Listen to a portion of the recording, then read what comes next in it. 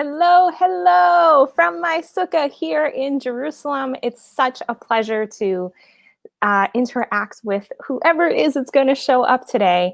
I promised that I'd be talking about the concept of setting boundaries and a novel idea that came to me in conversation with one of my clients.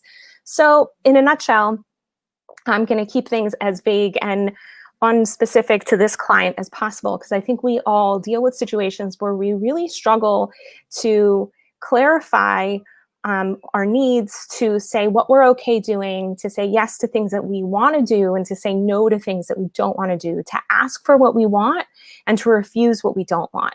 We really struggle with this, and people talk about how important it is to set boundaries. And as this particular client was talking about how she really struggles to set boundaries and how she's not very good at it, something bothered me, and I couldn't figure out why I was so bothered. And then it finally kind of like hit. And I was recently here listening to Rabbi Daniel Katz talking about how the reason that we learn more through teaching than we do by learning from a teacher is because in the process of teaching, the teacher-student relationship creates a vessel for us to be able to bring down insight from a higher place. And so that's exactly what happened in this moment. So I would love to take credit for this insight, but really it was just a download from a higher place and has been super mind altering for me. And I'm totally blown away by it. And I would keep sharing it with people. And I finally decided, hey, why don't I share it here so as many people as possible can have access to this insight? So I'm going to explain it in terms of how we normally, outside of interpersonal relationships, how we normally talk about boundaries and borders. So normally we talk about boundaries as being the outer border, fence, limit of a property. Okay, so normally we say like, this is my farm and I have a fence around it, and this is my boundary. This is the boundary of my property.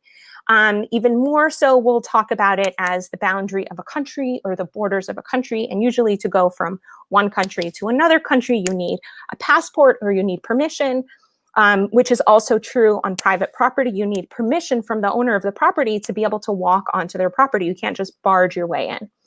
And when we talk about in terms of land ownership, when we talk about the concepts of setting boundaries, what we're usually saying is protecting our borders. And so to stay totally out of politics whatsoever, please don't enmesh language that might be triggering for you, and just listen to it on a really simple level.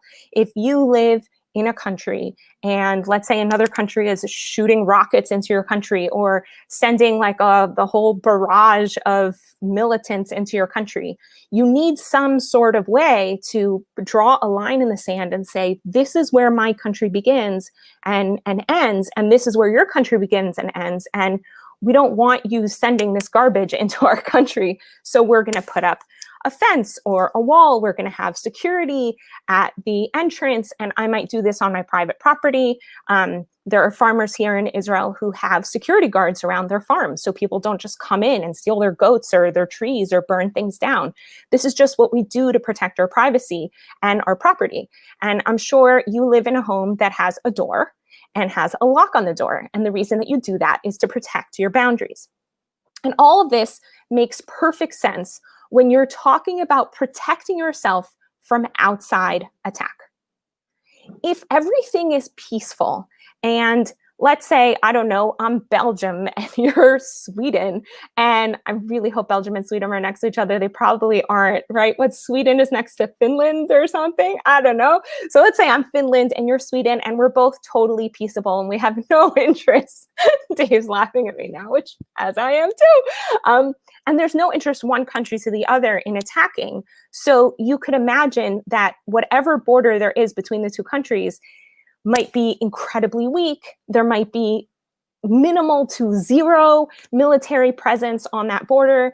But if you think about the border between Pakistan and India, for example, where there's been a tremendous amount of tension between the two countries, or North Korea and South Korea, you can imagine how the boundary between those two countries has a tremendously huge military presence. And it's very, very important to those countries to set very clear boundaries and to have very clear rules about who's allowed in and who's not allowed in, and what happens here, and how do we protect ourselves from outside attack. Great. Now, what does this have to do in your own personal life with setting boundaries?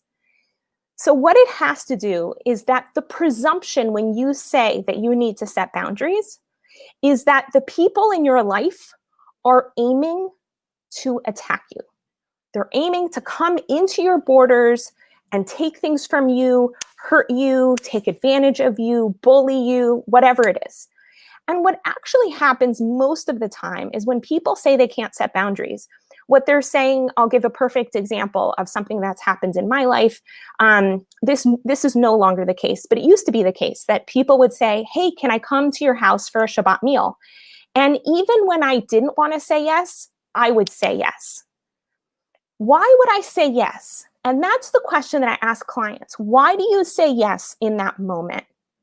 And why are you talking about boundaries about that situation? Because it was, oh, if I set healthy boundaries, then I'd be better able to say no.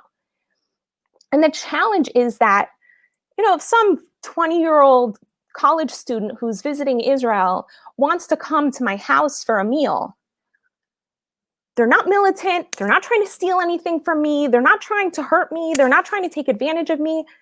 They just want to come to my house for a meal. So why on earth would I need to feel so threatened that I'd need to put up a defense, that I'd need to put up a boundary? The answer to that question is that the threat doesn't come from this 20-year-old physically attacking me, physically hurting me, physically taking anything from me.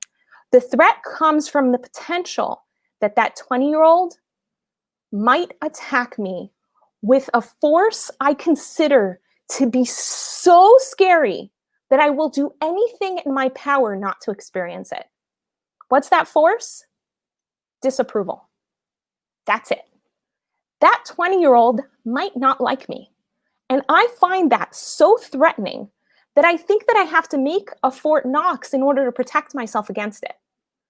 And when I see that 20-year-old as threatening, I have to do all sorts of trippy things in my mind that are actually really twisted. And I'm willing to admit that I've done it, and I'm 100% sure that every single person watching this video has also done it. You've also done this. And so I want you to think of a situation in your life when you're like, oh, I'm not doing a good job setting boundaries here. And you're going to see how true this is. That what you have to do is somehow in your mind, make this person bigger than they are. You have to turn them into some kind of a monster.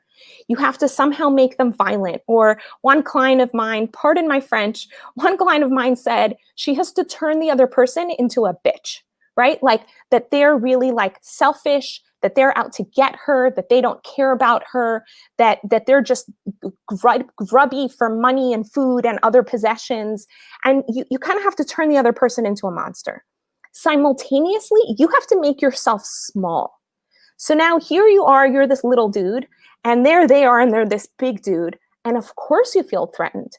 Oh my gosh, how much military presence do you need to put up in order to protect yourself from this huge monster? Lots and lots, lots and lots. But what if you took a deep breath and you looked at reality not as your mind can sometimes twist it into being, not through the obsession for approval, but through reality and truth as it is. When you do that, you can see, for example, this 20-year-old girl, she's a human being, and I'm a human being, and she's this big, and I'm this big. And I'm doing the best I can, and she's doing the best she can. And we both respect and appreciate and love each other. Even if we've never met, our primary drive is love and connection. The reason she wants to come to my house is because she's seeking love and connection. That's it. And I also want love and connection. And sometimes in order for me to get love and connection, I have to say no to other people in order to better take care of myself. And that's not setting boundaries, that's simply being honest. The solution towards not having to be in this boundary setting mindset is honesty. If I see her as being my equal and I don't feel threatened by her disapproval, but rather I trust that A, she's capable of taking care of herself and that her life doesn't revolve around me exclusively. B, that she respects me enough and trusts me enough to ask me a question and believe when I say yes that I mean yes, and when I say no that I mean no. So if she says, hey, can I come to your house for a meal? What she means is, I only want to come if you want to have me. If I'm honest and I want to have her, I can say, hey, that would be awesome. I'd love to have you. Come at this time. That would be great. I look forward to seeing you. And if I'm honest and I don't want to have her, imagine if I could say the following. Actually, I don't want to have you come, but I really want you to approve of me. So please come anyway. Would you want to come to somebody's house under those conditions? Would you want to come to someone's house only because they want to buy your approval through a meal or whatever other exchange is going on? That the only reason they're doing something is because they're scared of you and they're scared that you're going to disapprove of them, but that they actually don't care about the relationship intrinsically? Doesn't that make you want to vomit? Who on earth would want to go to somebody's house under those conditions? So if she could just be real and say, no, it doesn't work for me this week. And that's it. Or it doesn't work for me at all. Or just no. And trust that the other person can take care of themselves, that the other person is aiming for love and connection, which means they're going to love and connect you no matter how you are. That the other person isn't actually threatening. This isn't Pakistan and you're not India. We don't have to create war when there isn't any. And getting this is so huge. It's so incredibly huge. One of the ways that I've noticed in my own life how this is incredibly meaningful is that I notice there are certain people who will always say yes, even when they mean no. And I find it for me as a person who's requesting or receiving goods or services from that individual, I'm always a little bit stressed because when I ask for something and they say yes, I'm like, well, do they really mean yes? Or do they mean yes because they are scared of me? And so then I have to figure out how to get out of it so that I'm not burdening them with my disapproval. And so then I have to spend all this time trying to read their mind. What do they really mean? Well, what's going on? And it's really hard to read somebody else's mind. And I don't know about you, but I'm not so good at it. I really suck at reading other people's minds. Do they really mean yes? Do they sort of mean yes? Do they mean what exactly is going on? And I noticed that there are so many people who do this to me. Their entire perspective on life is that they always say yes when they mean no. They always say they want something even when they don't want it. And because of that, they presume everyone else in the world is exactly the same way. So someone will call me and say, I don't want to burden you, but can I come to your house for a meal? And I'm like, why is the presumption that you're a burden? The only way you'd be a burden is if I say yes when I actually mean no. Does that make sense? I'm only burdened, right? It's only a heavy load when I say yes, when I actually mean no. Because if I'm happy to have this person over, where's the burden? I'm so excited. I get to connect to another human being. I get to learn and grow through them. I get to share food, which if you know about me, you know how much I love food and love sharing food, right? And I get to nurture someone in my home. What an amazing opportunity.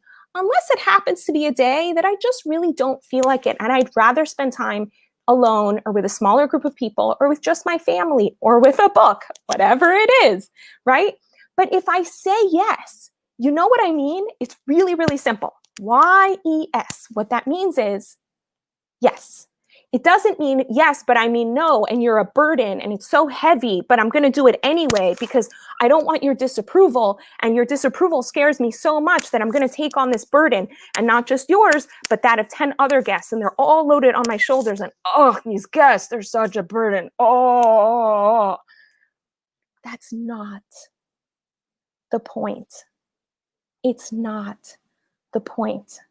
What if we could all see each other, every man and woman, brother and sister, human being on the planet, if we could all see each other as equal?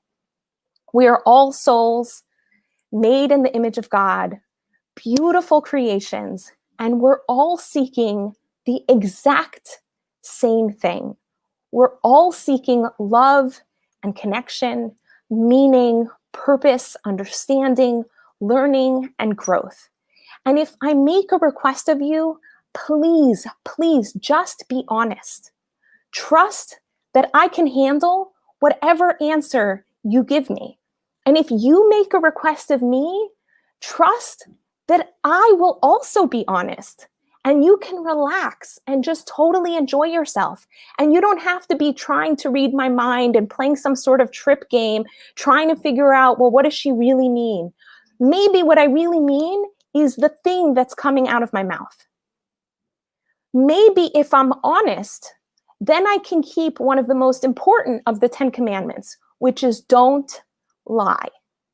That lying already presumes I don't trust you, I'm scared of you, I'm threatened by you, and it breaks down any attempt at building the thing I want the most, which is a relationship with you. So I'm going to be honest with you, and I'm going to tell you my truth, and I'm going to tell you what's good for me and what's not good for me, and I'm going to trust that you can hold that. And I hope that the words here have been meaningful. If anybody has any questions, please put them in the comments. Otherwise, I'm going to close because one thing I wanted to talk about before I close, one thing I really wanted to talk about was that right now we are under my sukkah, under my tabernacle. You could see the rooftop here and the sort of roof, right? Made of plants. It's not a roof. What is it called? Like, it's a Feast of Tabernacles. That's what this is? Is that the wrong word? The Feasts of Huts. Okay, it's the Feast of Huts, whatever it is. Okay, so that's, you know, it's the Hut Feast, the Hut Festival of the Jewish people, and we spend the entire week here, and my husband just passed me this absolutely beautiful and amazing etrog that we bought locally in our marketplace, and it smells so good. So one of the reasons I wanted to make sure to do this video here in the sukkah is because this sukkah is a place that's about building just enough walls in order to have a sukkah that fits Jewish legal requirements. You have to have at least 2 complete walls and 1 half wall. And what that means is that you can have an opening. You can have an opening to welcome people in, but you need to have also a clear sense of who am I and what's holding me together. That more than half of the structure is me having a clear sense of self. And the rest of it allows me to be open enough to welcome others here. So if you happen to be in Jerusalem and you're looking to go sukkah hopping, we'd love to welcome you to our sukkah, but please, please be in touch first. That's one of the ways that I'm really honest about what I need. I'm not setting a boundary, I'm just being real. I like when people call me before they show up at my door. There you go. But sometimes it's also really fun to get surprise guests. So that's also true. Oh, see, Michal says tabernacle is correct. Okay.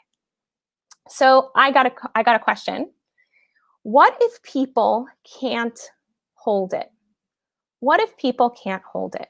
So I assume that what the question is about is if I'm honest about what's true and what's not true, if someone else doesn't have the capacity to receive what I'm offering them. So the question is, should I continue to lie? And as soon as I put it that way, you can see where the problem is, because I don't want to be a liar. 1, because I like the 10 Commandments, 2, because I like God, and 3, because it feels absolutely horrible to consistently be lying, rather than allowing another person to be fully responsible for their emotional experience. If someone else can't handle your honesty, the question is that up to you to fix, or is it up to them to fix? If I ask for something that I want and I don't get the thing that I want, so I'm going to need to deal with the emotions of regret or loss or mourning that come up for me, or just sadness that come up for me when I don't get the thing that I want. And you know what? It happens a lot in life that I don't get the thing that I want. I don't get a lot of things that I want. And that's okay. I'm still here. I'm resilient enough to handle it. And if I treat another person as though they're not capable of handling not getting what they want, what I'm actually doing is treating them like a child. I'm treating them in a very pedantic fashion that just kind of shrinks them and makes them a pet. And then I don't give them the capacity to build the resilience to handle not getting what it is they want. And if anyone has further questions about this, you are welcome to get in touch with me directly about coaching. I do have a couple coaching slots in my schedule, so that's something that I'm able to do.